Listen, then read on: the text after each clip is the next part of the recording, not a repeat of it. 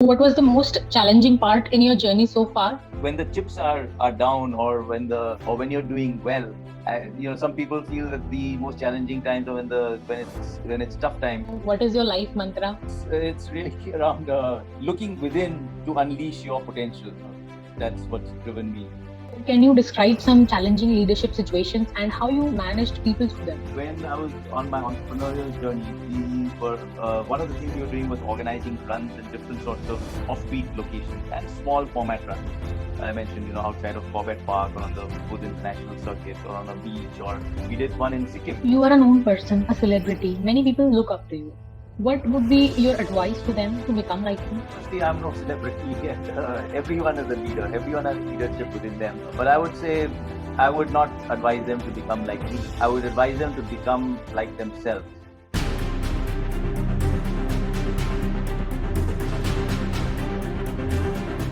Hello everyone, welcome back to our channel startuplanes.com.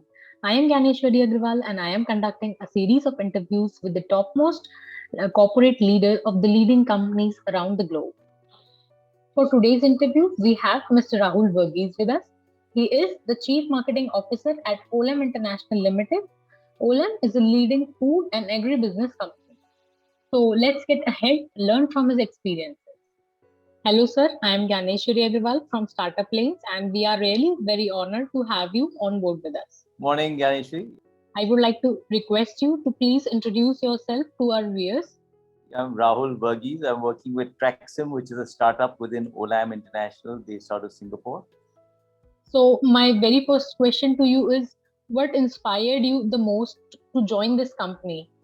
Well, I've always been interested in excitement, adventure, and working in small companies and startups, having been in a startup myself from 2007 to 18. So this was an opportunity to work in a startup which was around sustainability, and it had a real authenticity of purpose. It was going to be using my marketing and business skills to making a business out of doing good, and so that's what was really exciting for me, and it drove me to this place. So, we would like to know what is your life mantra? It's really around looking within to unleash your potential. uh, you know that's what's driven me. So, what was the most challenging part in your journey so far?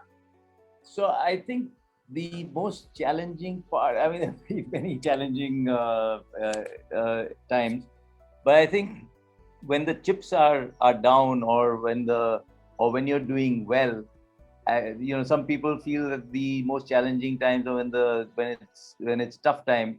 But I think it's really about good times. Never feel you have all the answers, because as soon as you do, and it's very easy to feel, "Arey, hum to sab kuch jante hain, I know everything because I'm doing so well, etc." And that's the time you start feeling. So I would say that that's probably making sure you never feel you really have all the answers has been important and a challenging thing to keep in mind. So, what is that one habit that makes you more productive? So one thing I would say is one thing I really feel driven by is I'm a little impatient in some areas and destination.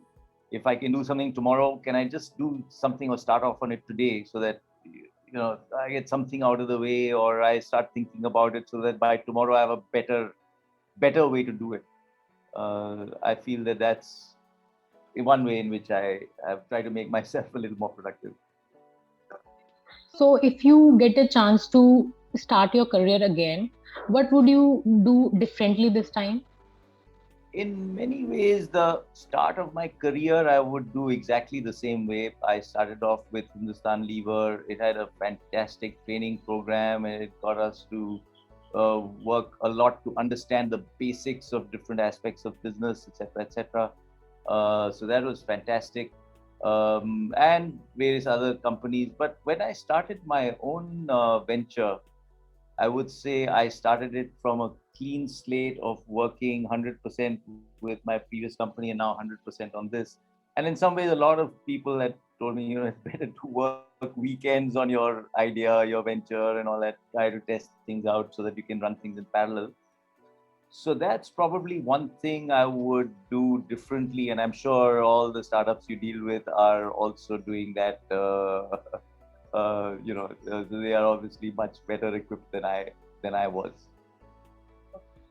So, can you share a quote that inspires you the most? Actually, there was a poster that my mother got for me maybe when I was about, I don't know, 6 or 8 years old, and I kept it for many years. It had a nice photograph of a snow-covered sort of forest and a few footprints there, and it said, "Do not follow where the path leads, but forge your own for others to follow." My next question to you is, what makes you excited about Mondays?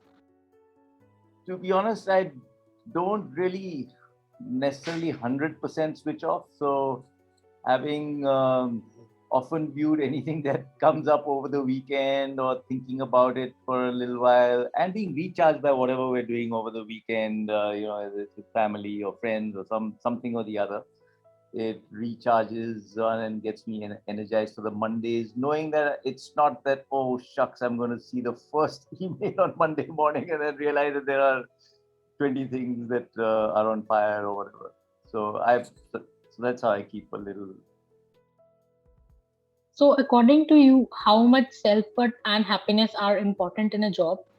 Oh, I think it is critical because self worth is critical to drive you. If you feel that you're not being appreciated and all that, then why the heck are you in this job? Just for the money or just for passing time and looking for something else? So that is critical. And happiness is, at the end of the day, the payoff. If you're not happy, and why are you in? So both these are fundamental, and particularly when you're in a startup, it's even more so. Because you're your only champion. So, can you describe some challenging leadership situations and how you managed people through them? Yeah. So um, when I was on my entrepreneurial journey, we were one of the things we were doing was organizing runs in different sorts of offbeat locations and small format runs. I mentioned, outside of Corbett Park or on the Buddh International Circuit or on a beach, or we did one in Sikkim with the Sikkim government. The Sikkim tourism secretary and his office had connected with us to see if we were interested in doing something along with them. And this was their first time. And they wanted to do something on a big scale, etc., etc. So it was really like gigantic in terms of scope, and it was very interesting, very engaging. So we went across to Sikkim for the first time and tried to understand all the things there. And we knew that unlike other locations where we could go to multiple times, this we had just one time for prep and for making sure we are meeting up with everyone. So luckily the tourism secretary was exceedingly charged up. So we focused on trying to see how we could get this to be co-created by the different arms of the administration and the different hotel associations and the taxi association and the various parts of tourism, because that was the end objective for them, and to see how they would win if this was really well done. And Sikkim is a really amazing place, really lovely people. Gangtok is really special. And so we focused on really what's in it for them. And to your earlier points, how does this give Sikkim much more self worth? And how does it give the different, not the participants who are coming to run, but the participants who are making this happen, how does it provide them happiness, and how do they get engaged and feel that, yeah, I did this special thing for my city, for my state, and it's something that everyone will talk about for some time. So yeah, so working with people to their needs and their self-worth and their goals, I think is what helped us, and it was probably one of the best runs we've ever done. So, nextly, I would like to ask, what was the most happiest, saddest, and the most inspirational moment of your life or career? Yeah, for me, life is more important than career. So I would just say maybe the and there have been many happy moments and many sad moments and many others. So difficult to talk about the happiest, etc. But I would say one of them would be skiing down what we call a black diamond slope for the first time, where it's a really tough slope and you're learning how to ski and overcoming fear, and then you also get this great sense of freedom. And then I got hooked onto skiing, and when we were in America, and used to travel a lot on work. So yeah, so skiing and skiing down the Black Diamond Slope for the first time, I think, was probably one of the many really happy moments. Yeah, saddest, I would say, the day my father passed away. I would say was my probably my saddest day. He was my hero, and I felt I had so much more to learn and did not know enough about him. And so that's I guess for many people, and I'm no exception. One of the sort of saddest sort of moments. From an inspirational standpoint, when I was 50, and I just started running 10 years before that, I completed 89 kilometers Comrades Marathon in South Africa. And, at a 70-kilometer mark, I stopped, and as I was drinking water, I was laughing to myself. And I said, 10 years ago, if someone had said, Rahul, let's run a 5-kilometer run, I'd say, forget it. Are you crazy? And I said, here I'm at a 70-kilometer mark, and I said, I could go on for another 30 kilometers. Not a problem at all. And this was a hilly run. So reaching that finish line, I think really inspired me and charged me to say, anything is possible. If I can do this, I know anyone can. So you are a known person, a celebrity. Many people look up to you. What would be your advice to them to become like you? No, firstly, I'm no celebrity, and everyone is a leader. Everyone has leadership within them. But I would say I would not advise them to become like me. I would advise them to become like themselves.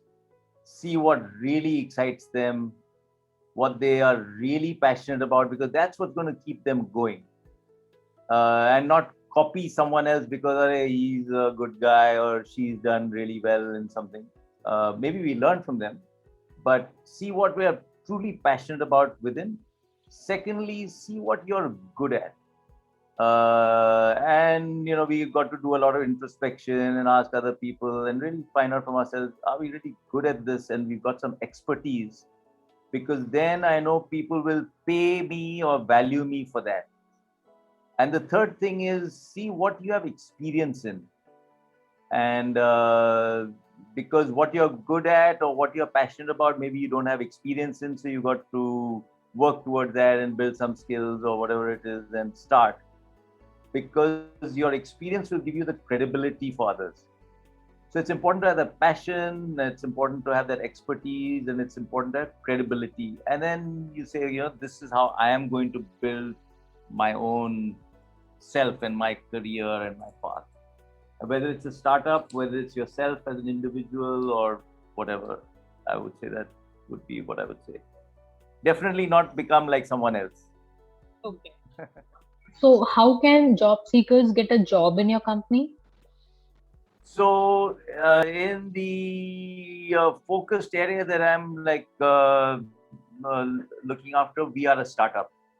So jobs I would feel in our company would be kind of significantly limited in scope, and we're in Singapore, etc., where it's kind of tough at the moment to even get a employment pass and various other things. But Olam as an organization is in the broader agricultural trading, commodity, supply chain space, and they are across the globe. So Olam does go to campuses to recruit, but that's in the broader agricultural supply chain space. So how can startups offer their products and services to your company?